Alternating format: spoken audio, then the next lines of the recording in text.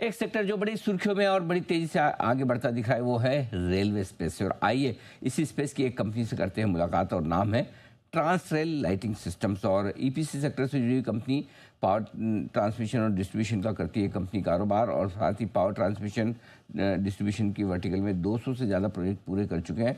Civil construction, पोल lighting और railway से जुड़े कामकाज करती है ट्रांस रेल लाइटिंग। आइए नंबर्स आए थे 23 तारीख को मार्केट आवर्स के बाद में, और आय में 40% की दमदार बढ़त, कामकाजी मुनाफा 32% बढ़कर आया है।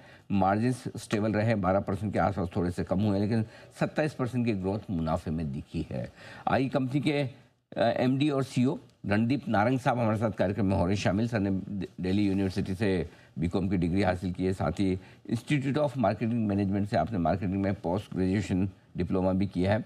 35 साल से ज़्यादा लंबा गहरा अनुभव आप रखते हैं इस सेक्टर का। नारंग साहब गुड मॉर्निंग, बहुत बहुत स्वागत है सर आपका, धन्यवाद हमें समय देने के लिए। नंबर्स काफ़ी मजबूत दिख रहे हैं, मुनाफे में 27% की बढ़त और आय में 40% की बढ़त, दोनों ही टॉप लाइन बॉटम लाइन दोनों मजबूत है। बताएं सर क्या खास कारण रहे?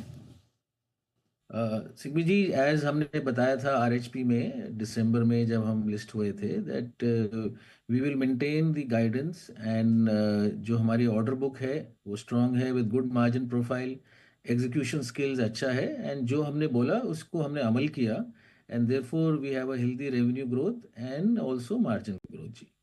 मार्जिन आपके थोड़े से 13% के आसपास से घटकर 12% के आसपास रहे, कोई खास वजह है? और सर इस तिमाही में और पूरे वित्त वर्ष के लिए, वित्त वर्ष 2026 के लिए किस तरह के मार्जिन की उम्मीद रखी जाए? सिंघवी जी, हमने गाइडेंस दी थी लास्ट टाइम, हमने 12 और 12.5 की दी थी। ओके। सो उसी तहत हम आगे चल रहे हैं। We will maintain the same margin profile as our results are there, और उसी हिसाब से ही अगले साल का भी हमारा फोकस है। Okay, perfect. ऑर्डर बुक इस वक्त कितनी है इस तिमाही में, और कितने नए ऑर्डर्स जोड़े हैं सर आपने? Q4 में करीबन 4,500 करोड़ के ऑर्डर आए थे। एज ऑफ दिस क्वार्टर अभी शुरुआती है, बट करीबन 1,501 करोड़ के ऑर्डर हैं हमारे पास इस साल में। एंड आगे हमारी गाइडेंस ये है कि जिस तरह हमने लास्ट ईयर किया उसी तहत से हम आगे जाएंगे। हमारा फोकस जो है वो मार्जिन ड्रिवन ऑर्डर इनटेक है। हमको सिर्फ ऑर्डर नहीं लेने, we have to take good margin profile orders, and उसके लिए हम काफ़ी मेहनत करते हैं, रिस्क एनालिसिस करते हैं, समझते हैं किस तरीके से ऑर्डर लाया जाए और किस तरीके से एग्जीक्यूट किया जाए। Okay, perfect. तो ऑर्डर बुक काफ़ी स्ट्रॉन्ग इस वक्त आपको दिख रही है।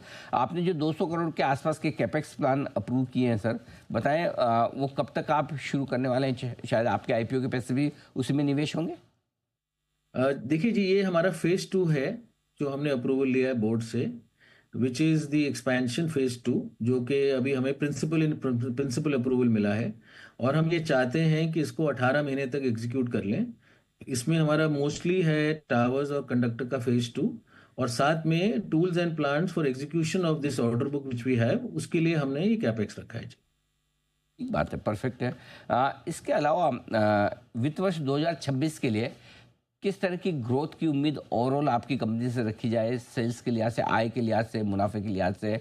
जरा एक गाइडेंस दें सर।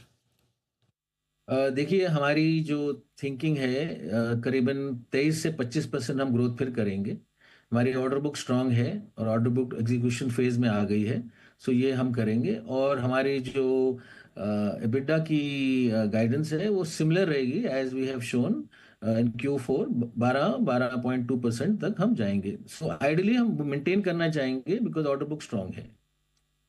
नारंग साहब बहुत बहुत धन्यवाद समय देने के लिए, और विस्तार से नतीजों पर और आगे के गाइडेंस पर आपने डायरेक्शन दिया हमारे दर्शकों को। Thank you so much sir, बहुत बहुत शुक्रिया आपका।